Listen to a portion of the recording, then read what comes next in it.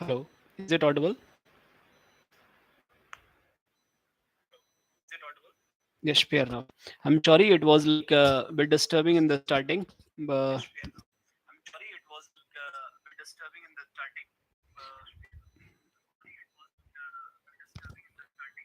I'm sharing the link in the group.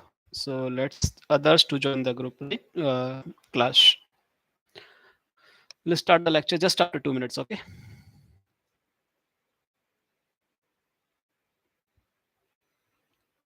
Good evening, Abhishek. We will wait just for 1 minute, okay? So that others can join.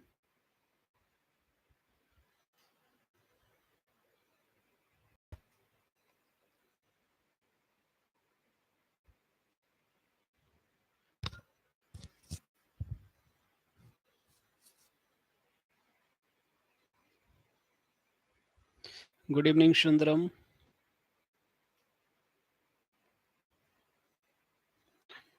Okay, fair. Let's start the class.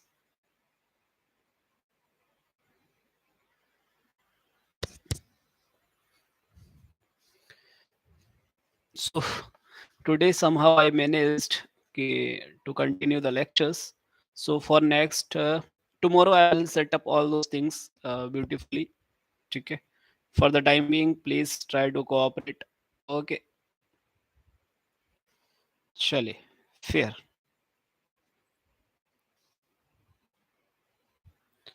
So today's topic is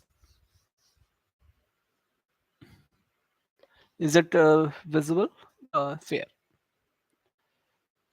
Cauchy's mean value theorem. It is also called second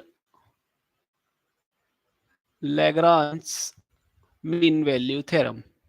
From the name, we have to do nothing. The only we have to be concerned about what does this theorem say. Okay, chale. So when I talk about Cauchy's ambiguity, persons whoever attending the lecture, I will suggest them to have a grip over all these Rawls, Lagrange, Cauchy's, Taylors. Different category of questions I have been consistently trying to do, right?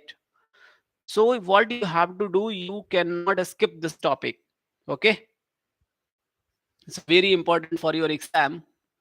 So when I talk about Cauchy's ambiguity, so the statement is if you differentiate it with others, Lagrange ambiguity. Lagrange ambiguity was for the single variable function f of x, right? So when I talk about Cauchy's ambiguity, so what it is, we consider two functions. Let us consider two functions f of x and z of x, right? Defined in the closed interval a comma b such that, what such that? Number first, f of x comma z of x is continuous in the closed interval a comma b. Second, f of x and g of x is differentiable in the open interval a comma b. One more thing required here is the derivative of zx is not zero. Okay, the z dash x is non-zero. Fair. Then Cauchy's ambiguity says that if you have these two functions satisfying these two properties, then there exists at least one point C belongs to open interval a comma b such that f dash c over g dash c equals f at b minus f at a divided by g at b minus g at a. Here, so what we learned in the Lagrange stability, it was a function f of x which satisfies continuity in the closed interval, differentiability in the open interval. Then there exists at least one point c in the open interval a comma b.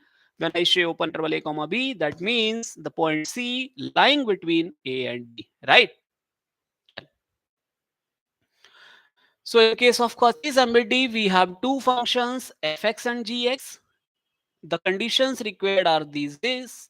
Now there will exist at least one point c between a and b such that f dash c upon z dash c equals fb minus fa upon zb minus z. Right? Since here you are dividing by the z dash c, so obviously you want the derivative of z as non-zero. Fair? Chale. So what I told you in the initial lectures as well, कि Rawls theorem is a very beautiful instrument to see all these things, right?